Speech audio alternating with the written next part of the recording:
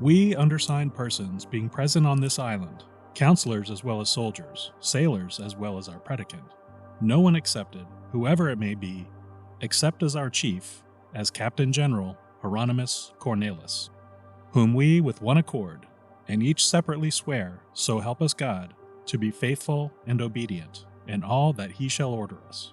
And in so far as the contrary happens, we shall be the devil's own, to which we have bound ourselves with a common hand, herewith, destroying and casting away all previous promises, public and particular, and oaths which have been taken before this, under which are included the secret comradeships, tent ships, and others. Also, that the ship's folk amongst us will not be called sailors any more, but will be reckoned on the same footing as soldiers, under one company. Thus done on the island Batavia's graveyard, 20 August anno 1629. This was just one of many oaths of allegiance Jeronimus Cornelisz forced upon the survivors of the Batavia, at least those he wished to keep alive for the time being. Part 2 of Batavia's Graveyard, today, on Shipwrecks and Sea Dogs.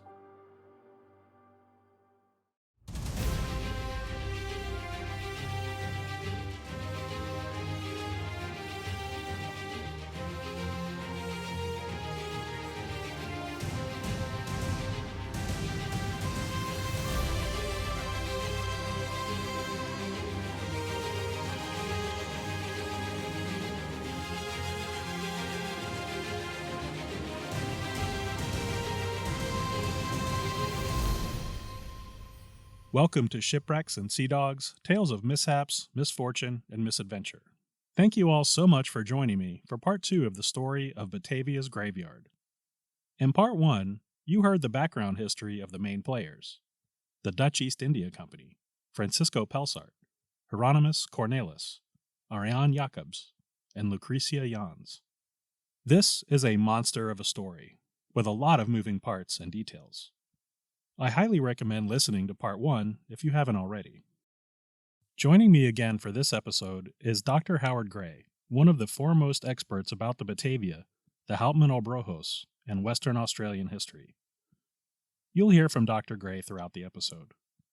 When we left off in Part 1, the Batavia and the rest of its fleet were just departing after a stop at Table Bay in South Africa, and Ariaen Jacobs had been dressed down and embarrassed by Pelsaert in front of the crew, and a mutiny plot was brewing.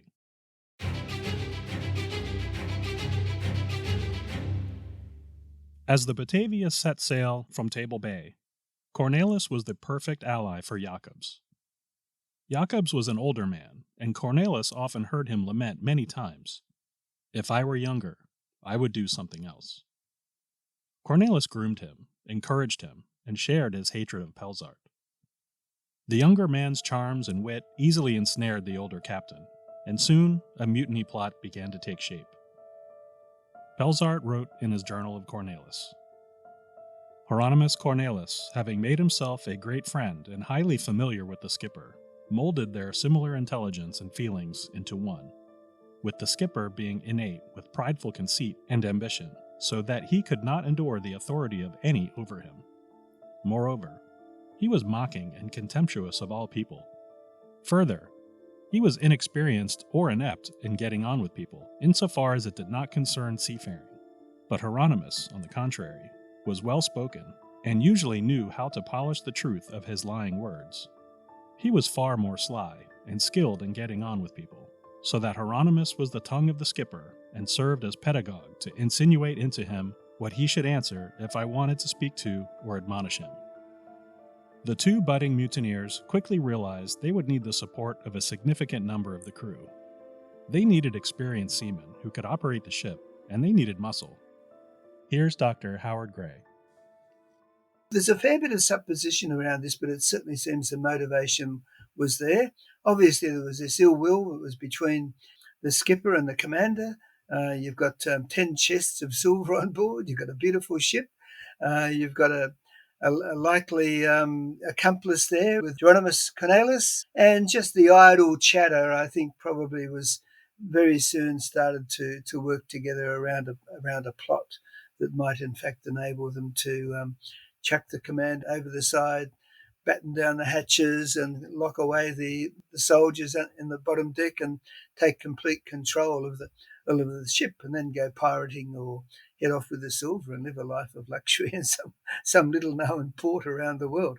I think the other thing too with a lot of these skippers is they thought they were really pretty hard done by, by the VOC. They were the ones who got the ships there and did a lot of the hard work and all of the rest of it, and not terribly well rewarded. And so when you've got these chests of silver sitting there in your vision and all the way through the trip, it's going to be a huge temptation. Cornelisz and Jacobsz already had access to the great cabin and the chests of silver that were stored inside. They quickly gained the support of the steersman, the boatswain's mate, who happened to be Jacob's cousin, and the high boatswain himself, a man named Jan Everts. They carefully maneuvered and didn't reveal the names of other mutineers. If any word were to reach Pelsaert, he could quickly order their immediate execution, which was the decree of the VOC. While now having many of the highest ranking and critical positions on their side, they did not yet have anywhere near enough men, on a ship of 341 people. It was Everts who was the mouthpiece to the rest of the crew, gaining more men to join the plot. These were extremely rough men who were not strangers to violence. Cornelisz knew they would need more muscle, so it was rather convenient that 100 soldiers were also on board. Soldiers and sailors often had a dislike for each other, and Cornelisz most likely took this task upon himself. His smooth talking and influence would have helped him recruit the soldiers. An army cadet by the name of Conrad van Huysen joined the mutiny. He was a particularly volatile and violent man who slept with a sword and wanted to be the first man into Pelsaert's cabin. Van Huysen's close ally, Schipper van Velderen, also joined in. This led to a lance corporal named Stonecutter Peters to join, and it was he who most likely recruited even more soldiers who could be trusted. The plotters now consisted of 2 senior officers, the main officers and crew in charge of navigating the boat, a few seamen, and a few soldiers. They had managed to reach all areas of the ship with their devious plans, but they still did not have enough men to seize the ship. Just at this time, Pelsaert had become extremely ill. He was confined to his cabin under the care of the ship's surgeon, a man named Franz Jans. The nature of Pelsaert's illness was unknown, but he was chronically ill and was dangerously close to death. Cornelisz, Jacobsz, and others enjoyed relative freedom from the upper merchant in an almost carefree way. Pelsaert was not able to pester them, leaving Cornelisz and Jacobsz in charge of the ship. They fully expected Pelsaert to die from his illness, and then they would be able to abscond with the ship without bloodshed. With Pelsaert out of the way in his cabin, Jacobsz followed through with his threat and gradually drifted apart from the other ships in the fleet. It was not uncommon for ships in a fleet to lose sight of each other, so it didn't raise any suspicions. Surprisingly, Pelsaert pulled through and recovered from his illness. After 3 long weeks in bed, Pelsaert emerged to take command. Cornelisz and Jacobsz were so sure that Pelsaert would die that they got lazy and didn't continue to recruit more mutineers to their ranks. They hastily formed a very bizarre plan involving Lady Lucretia Jans. They secretly planned an attack on Crisia, knowing Pelsaert would investigate and exact harsh justice. Pelsaert would be unable to know who specifically attacked her because their faces would be covered. Pelsaert, they assumed, would harshly punish the whole crew, which would anger the men even further. Cornelisz and Jacobsz would then call for a mutiny, being sure that almost all the men would join them. 8 men volunteered to perform this attack, including the high boatswain. They waited for Crisia to leave the merchant's quarters in the evening, in the dark of night. Wearing cloaks over their faces, they seized the woman and dragged her to a dark corner of the deck. There, they grabbed her and squeezed her, lifted her skirt, and smeared a foul-smelling, greasy substance all over her body and face. After just a few moments, the attackers left her there, shocked and stunned. It was only then that she realized she had been smeared with feces and tar. This was a highly scandalous event. On the small ship, everyone soon knew what happened to Lucretia. She was ashamed and embarrassed, and indeed, Pelsaert was noticeably furious. Everts then began spreading rumors. The people would be punished or brought to grief for the sake of women or whores, which the skipper would never permit to happen so long as he lived. However, Pelsaert surprisingly took no action. It was true that Chrysia did not know her attackers, with one exception. She did recognize the high bosun, Jan Everts, possibly by his voice or other characteristics. So Everts was the one she identified, and he was a fairly senior officer, VOC officer. So that would have, you would think, alerted him to say, look, there's something going on here a bit deeper than just a few crew having a bit of fun or something. It's a little bit more serious than that. And you think that would have alerted him to the fact that, there's a bit more going on here than just a few crew having a bit of fun with women on board at night, or finding some excuse for the molestation. So that was something that should have alerted him, that Everts was one of the higher VOC officers aboard. It is quite likely that Pelsaert outsmarted the mutineers, smelling out their plan and foiling them by not taking action. The Batavia's journal records this entry. Especially suspected, from many circumstances of which he, Pelsaert, had become aware during his illness that the skipper had been author of it. He knew the risks of administering any justice, which is exactly what the mutineers wanted. Jacobsz was unaware that he was suspected of orchestrating the mutiny, but he predicted Pelsaert would wait until the ship was nearing Java before arresting any suspects. He calculated that Pelsaert would act when he spotted the coast of Australia, which was the visual signal to turn north toward Java. A new plan would be needed. Fearing the eventual investigation and arrests for the attack on Chrysia, Cornelisz and Jacobsz quickly developed a new plan. It was simple. Cornelisz would lead a small group of mutineers directly into Pelsaert's cabin in the middle of the night, while everyone else was sleeping. Other crew would nail down the hatches to the hull, where the soldiers were quartered, so they could not intervene. They would then throw Pelsaert overboard and take command of the ship. They needed to recruit and keep 120 or so necessary crew, and then send the other 200 passengers and crew into the sea to drown. They had fantasies of taking the Batavia and engaging in piracy, seizing the riches of ships traveling across the Indian Ocean. Knowing the VOC would hunt them down, they planned to head somewhere far away from their reach. Cornelisz and Jacobsz then waited, as the Batavia raced east toward Australia.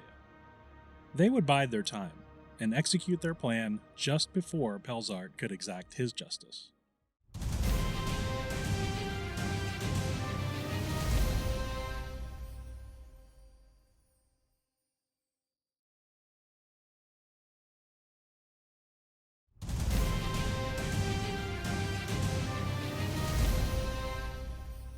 Navigational tools in the 17th century were primitive by today's standards.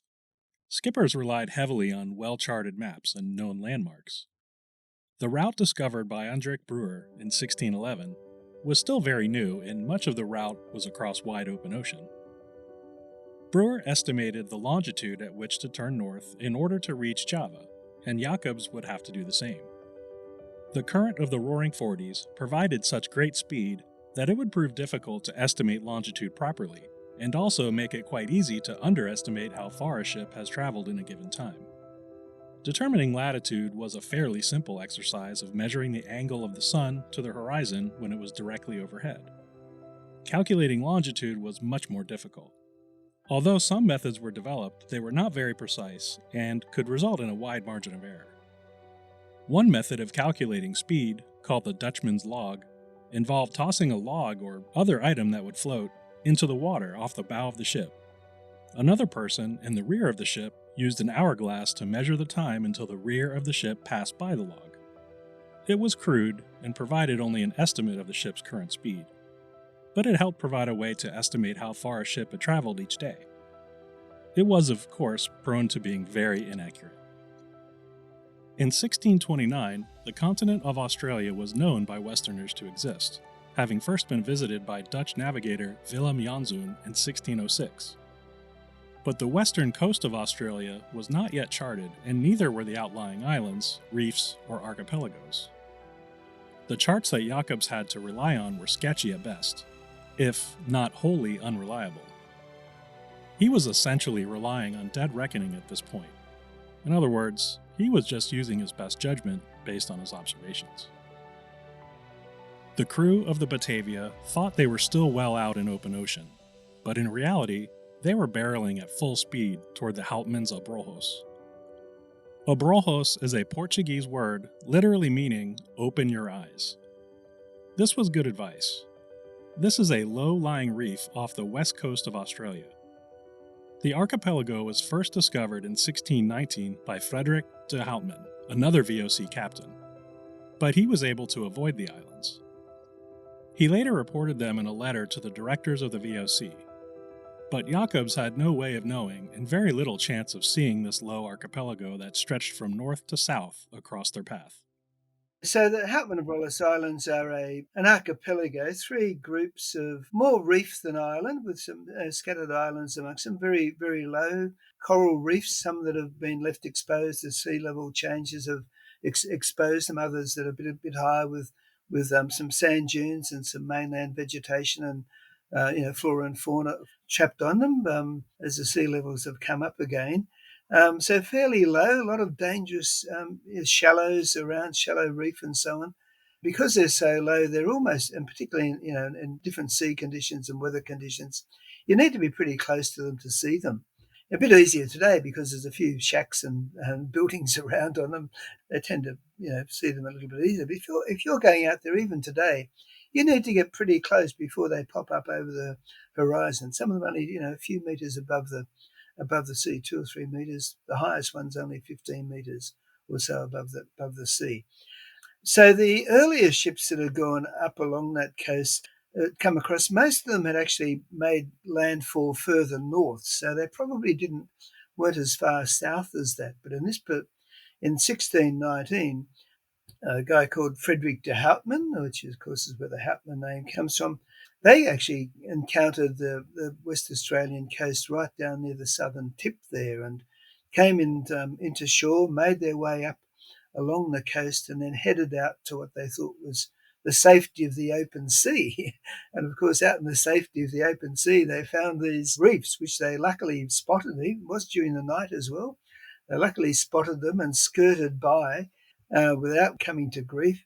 And they weren't shown on the charts of the time. The only bits on the charts at that stage were really up near what we call Shark Bay, Dirkartog Island, and a little bit of that was really all that was there. But Houtman probably wrote in the empty space on his chart, Abrolhos, watch out, was what the terminology meaning that here's some dangerous reefs here that aren't on the charts. And so they added a few little squiggles along down around today's Fremantle, Perth, down the southwest of WA and these islands off the shore there. They said, indicated were pretty dangerous. So there was nothing there. But when those notes got back to the Netherlands, the chart makers there would have looked at them and said, we need to add this in here. This is pretty important. We can't call it Abrolhos because there is already an Abrolhos archipelago that the Portuguese had named off the coast of Brazil, which the Dutch ships encountered as they were doing their little zigzag down the Atlantic Ocean. But we'll call these Houtman's Abrolhos, and so that's where the name Houtman's Abrolhos came from. And so by the time the Batavia came through, a couple of other ships had been along that way as well, and the charts that they had would have had this archipelago shown there, probably too far to the east on the chart. So the latitude was pretty good, but the longitude was way out. So even if Pelsaert had been, or Jacobs had been taking good notice of them, he probably wouldn't have been expecting to encounter them quite that soon, because the longitude on them was, a few hundred kilometers out. Ariaen Jacobs' last calculation put the Batavia about 600 miles from any known landmass. He was calm and content, as were the crew, because after 7 long months and 13,000 miles, the Batavia had finally turned north toward Java. On a calm night at 3 a.m. on June 4th, the Batavia was being guided by Jacobs, the steersman, and a lookout, all on their posts. The lookout suddenly saw something that didn't look right. He saw white water up ahead, a sign of water meeting land. He called out to Jacobsz, but the skipper dismissed it as a trick of the moonlight. He ordered full speed ahead and did not lower the sails. The Batavia sailed at full speed into the reef, first ripping apart the rudder on the coral reef 15 feet below, and then the bow crashed into the reef, with crushed rock and splinters of wood scattered everywhere. The crew and other passengers were tossed about, and items on the ship turned into projectiles. Chaos and panic ensued, and the crew found the Batavia listing badly, with the bow smashed. Those who were down below scrambled up to the deck. As you heard in the opening of this episode, Francisco Pelsaert picked himself up off the floor after being tossed about, furious at Jacobsz for grounding the ship. Worse yet, the sails were still set at full, catching the wind and driving the ship further downward toward the water. The hull remained intact, but the weight of the ship itself was causing a lot of stress since it was perched up on the reef. The hull was taking the full weight of the passengers and cargo and would not be able to withstand it. They were utterly lost. Jacobsz had literally no idea where they could be or what landmass they could have struck.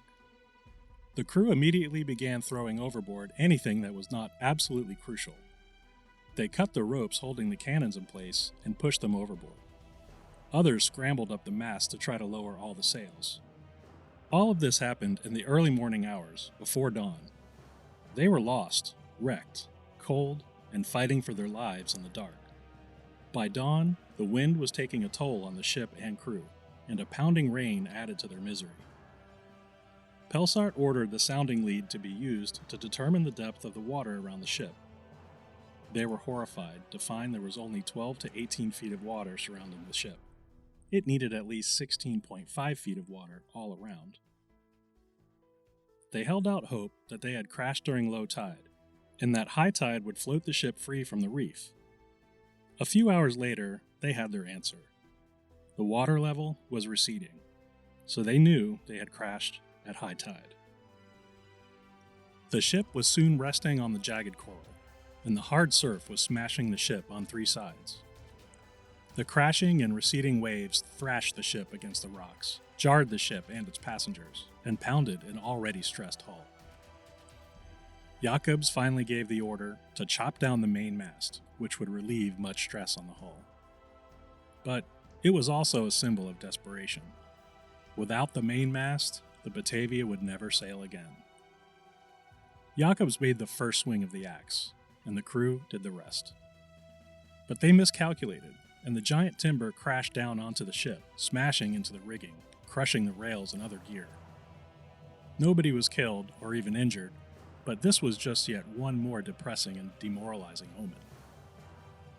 Pelsaert climbed as high as he could on the ship to get a view of the surroundings. 3 smaller islands lied to the northwest. He also could now see the reef on which they were stuck.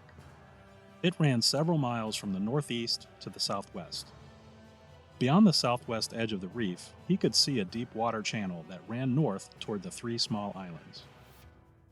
Jacobsz and a few other men took the small yawl and went southwest, around the reef, and then north to scout the islands. He returned and reported that these islands were reachable. They were small and barren, but they would stay above sea level. Pelsaert was at first resistant because his top priority was to save the cargo. But he soon capitulated and decided he would start moving passengers and crew to the small islands. Before anyone could be transported, at 10 a.m., the heavy surf finally breached the hull, and much was lost. Only a small amount of food and water was salvaged. Soldiers and sailors clambered to the deck in hopes of getting into the longboat and the yawl. Some panicked and jumped into the ocean, and they soon drowned, or were thrashed against the rocks. Crew members shoved their way past frantic women and children, trying to get into the boats that were being thrashed about by the surf. To the credit of Jacobsz, he was able to load the boats and start for the islands. The layout of the islands, they're along the southern edge of the particular group there, which is today called the Wallaby Group. There's a southeastern reef, which is called Morning Reef, and another one a little bit further around called Noon Reef, and around further again another one that's called Evening Reef. So the Batavia came along, and between those reefs there's some deep channels that run up into that island group. And along the edge of that channel are some little islands, and you can imagine coming from Morning Reef and heading a little bit west and up into a deep channel. It's about 1 kilometre wide and 4 or 5 kilometres long.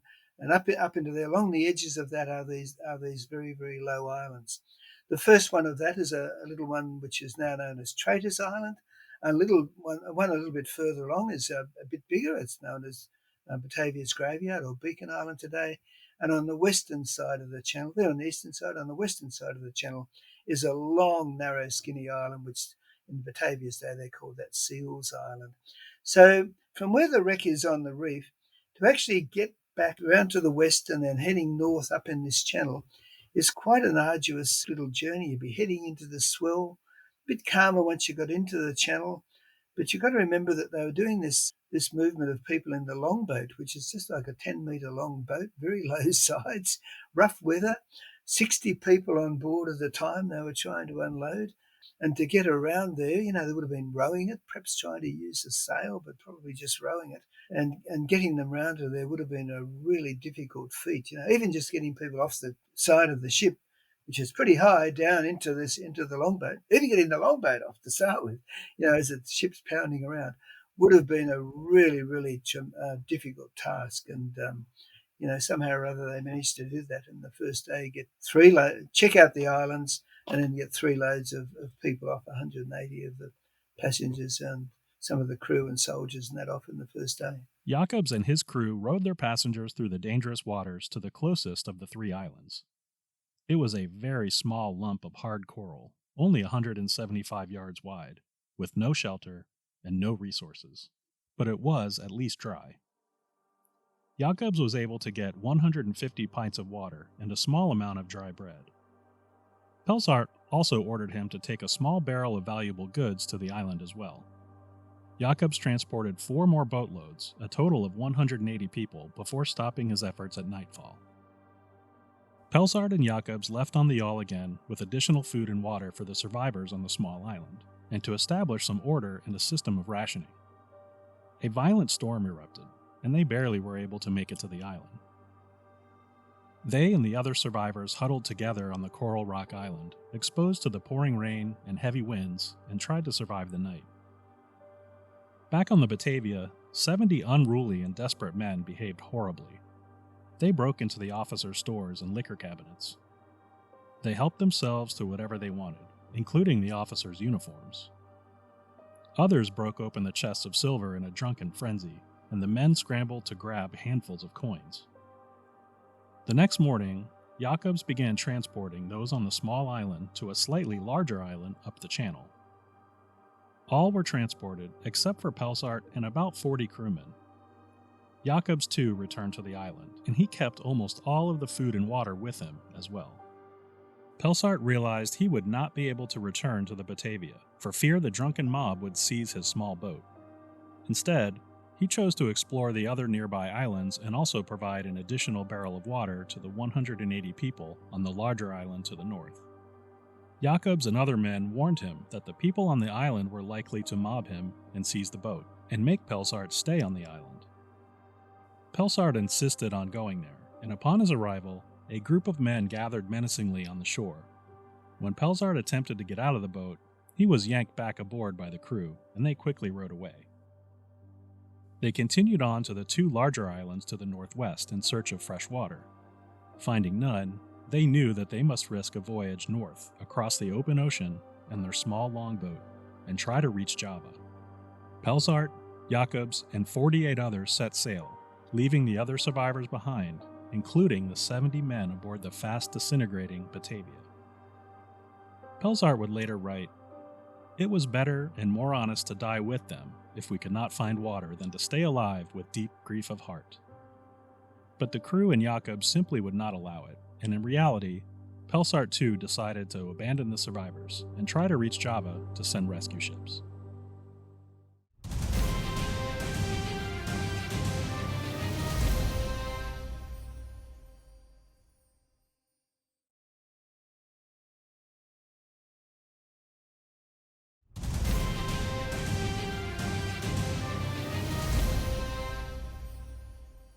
One of the 70 men on the Batavia was Jeronimus Cornelisz, the undermerchant. Like others, he had his fair share of drink and looting. For 8 days they lingered on the battered ship, getting their fill of any remaining supplies on board.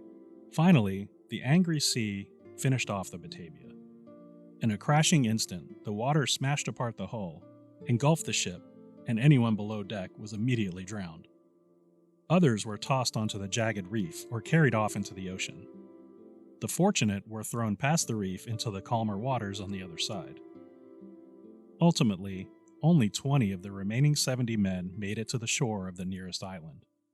Yeah, so it seems like there were probably as much as about 70 people who were left behind on the wreck, and as the ship disintegrated, and some of them were washed overboard, or perhaps tried to swim ashore, and we think probably about 40 at least of those people drowned there, and there's another 40 or so we don't know what in fact happened to them, but it seems that Jeronimus, he was a landlubber. He hadn't been really to sea. He couldn't swim. He was terrified of getting off, and I guess he'd missed his opportunity to get away with Pelsaert and Jacobsz. And so he was there, and he stayed aboard and wouldn't make any attempt to get off until eventually he was forced right up onto the last bit of the ship was left, up on the bowsprit, up on the top of the reef. And when that fell off, he's cast into the sea, was just clinging to the bowsprit, which was floating across these shallow reefs. Now, as it turns out, where the wreck is and where the survivors ended up on Batavia's graveyard, the wind and the waves and the currents all passed from the wreck up towards there. And so it seems that he was in the water for maybe as much as a couple of days before eventually the bowsprit, with him clinging to it, was washed up onto the shores of Beacon Island. And so he really didn't play any much of an active role in saving himself at all. It was pretty much fortuitous that he was able to, when he fell off, fortuitous for him, and obviously dreadful for the events that happened later, that he managed to fall off and have the bowsprit to cling to, and it floated long enough and carried him in the direction of Batavia's graveyard, where he was able to be dragged ashore. The survivors already on the island ran to greet him and hauled him ashore. Clinging to life, they gave him warm clothes, food, and water, and allowed him to rest. The people suspected Pelsaert and Jacobsz had abandoned them, and Cornelisz was the highest-ranking officer left among them. They viewed Cornelisz as a leader and a sign of hope, and they showed him the respect they believed he deserved. Cornelisz soon reveled in his newfound position. The survivors had begun to set up some shelter, and had hunted seabirds and sea lions for food. Supplies from the Batavia washed up on shore fairly regularly, including sailcloth, barrels of food, and other items. Cornelisz was given his own private tent, and even Pelsaert's spare clothing, which had also washed up on shore. The VOC mandated decision-making committees called rods. The VOC in its entirety was ruled by one rod, the 17 Gentlemen, but every fleet and even every ship had a rod of its own. Being deserted on an island, the survivors had already formed a rod, with the ship's surgeon being in charge. Well, the survivors that had been there had set themselves up according to the company policy. The way the company worked with all of these things was to put together a little committee of the higher ranking officers and so on, and they'd make group decisions about the way things would proceed and what would happen and such like. But when Jeronimus came ashore, obviously they looked to him as being the highest ranked VOC officer that was surviving. And so they looked to him to some leadership, and of course he saw the opportunity. Well, we don't really know what motivated him, but very soon he, as part of this committee, decided that he would appoint some of his own men to that. Obviously these were perhaps guys that were previously in on this idea of a mutiny. Or people that he realised he needed to have on his side, might have been more to the point. These are the bad eggs. They're got to be, I need them with me rather than against me. So what do? You bring them into your little fold, and he brought them onto the board, and eventually sidelined the traditional VOC board structure or committee structure that should have been controlling things. Cornelisz, being the most senior officer now among them, was entitled to be on the committee, and soon enough, he came to dominate this committee. He was educated, quick-witted, an eloquent speaker, and charismatic. He enjoyed this power, dressing in Pelsaert's clothing, inspecting the activities, giving orders, and doing little work. He fed off this feeling of power. Cornelisz had most of his mutineers on the island with him, but he was still outnumbered by those loyal to the VOC. He would bide his time and develop a plan.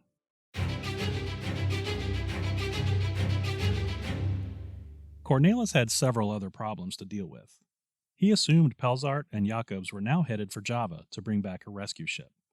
He quickly devised a plan to feign cooperation with the rescue ship and lure the soldiers to the island, where he would order his men to overwhelm and kill them. He and his followers would then leave with the ship and escape to a life of piracy.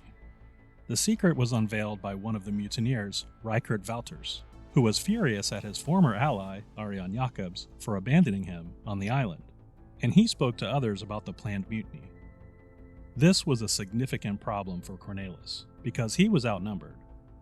While he was now master of a small fiefdom, it was a tenuous hold. Talk of a planned mutiny jeopardized his power. His more immediate problem was a lack of fresh water and food. He simply could not feed 200 people on the tiny island for more than a few days. He had little care, if any, for the bulk of those people, but he wanted to keep his fellow mutineers close to him. It was at this time the true mutiny began. Hieronymus very subtly started to separate his mutineers from the other survivors, so it was virtually imperceptible. He put his allies in tents close to him and let them keep their swords with them. He gathered up all the other weapons and stored them under guard. He ordered the carpenters to stop building a lifeboat out of stray planks and driftwood, ordering them instead to perform other duties, such as searching for food and water. Meanwhile, he and his henchmen hatched a devious scheme. He sent several of his men on one of the earlier rafts built by the carpenters to scout the nearby islands. He claimed they would be looking for fresh water, but this was a ruse. The men were ordered to come back with glowing reports of water and suitable conditions, regardless of what they actually found. One of the islands they nicknamed Seals Island, as it was home to a large colony of sea lions. The other island was a tiny speck of coral where Jacobsz and the first survivors from the Batavia sought refuge from the wreck. They nicknamed this island Trader's Island, still furious over being abandoned. A larger island to the north, nicknamed the Highland, would be the third landing spot. The reconnaissance mission found nothing, but the men did as Cornelisz commanded, and offered glowing reports of fresh water and food. Cornelisz organized groups of survivors to be sent to these islands. By that stage, they evidently built some little rafts and little boats, maybe lined them with sealskin or so, and the carpenters had got busy with the wreckage. But and as he was saying, we'll bring you food and water, make sure you're over there. But we think if you get over there, you'll find some sea lions and maybe a bit of samphire or something to eat, and maybe you're able to catch some fish or birds or whatever. But of course, as it turned out, he had no intention of sort of following that up. The soldiers he'd put off onto an island where, as far as was known, there was no water there. It had been searched for water, so he hadn't even expected them to survive. That would have been a major threat to him. 20 or so he put on that little island they called Trader's Island, which is, not more than probably bigger than most people's living rooms. And, so the idea of surviving on there would have been very, very difficult. And how they did manage that is really quite remarkable. Another 50 or so over on Seals Island, where, there would have been some seals around there, but they're not going to go very far when you're trying to feed 50 people every day, for days after days. So, and no fresh water of any sort there at all. So they were all in pretty dire straits. Cornelisz, I don't think, was terribly aware of what the conditions were there, but it didn't bother him because he had no intention of having these people survive. I think, maybe he just looked at the supplies and looked at the people and said, well, if I'm going to survive, I really need to make sure I'm all of these resources that are here are put to my own survival and, damn the rest of them. He handpicked these groups to rid himself of the strongest, most able-bodied soldiers and sailors that were not loyal to him. Some went willingly, hopeful to find fresh water. Others were forced to go, and Cornelisz's henchmen saw to it. The groups were deposited on the island by his men with very few supplies, but with the promise that they would return with more supplies soon. They were also ordered to start a signal fire. In some ways, when you look at it, some of his early actions might have made a little bit of sense. You're recognising you've got 180 or so people here. Some have already died of thirst and hunger. We're not going to all survive on this little island. What do we do? If we spread out, that might give us a better chance. We'll send some off looking for water. Someone needs to take control of things so that mayhem doesn't take over and we just don't lose the few resources we've got. So some of his earlier actions, seemed to make a little bit of sense so long as you had a benevolent master, I guess, in control of all of that. But that's not the way it turned out. Cornelisz knew these outcasts faced starvation and dehydration, and he was counting on it. That's going to do it for part 2 of Batavia's Graveyard. Once again, this is a multi-part episode, and in part 3, we'll see the exciting and awful conclusion of Jeronimus Cornelisz and his band of mutineers. Thank you again so much to Dr. Howard Gray for joining me from Australia. Dr. Gray has written several books, including the novel Lucretia's Batavia Diary and the nonfiction Spice at Any Price. You can find his books at westralianbooks.com.au, and you can also follow Dr. Gray on Facebook. Links, images, and show notes related to this episode can be found at shipwrecksandseadogs.com. Shipwrecks and Sea Dogs is written, edited, and produced by me, Rich Napolitano. You can follow the show at ShipwrecksPod on Twitter, Facebook, and Instagram, and on Mastodon at shipwreckspod at c, that's the letter C, .in. Also, please don't forget to rate, review, and subscribe to the show, and tell a friend. Original theme music is by Sean Siegfried, and you can follow him on YouTube at Sean Secret, and on the web at sean.siegfried.se. Please join me again in 1 week for the final episode of the Batavia series. And until then, don't forget to wear your life jackets.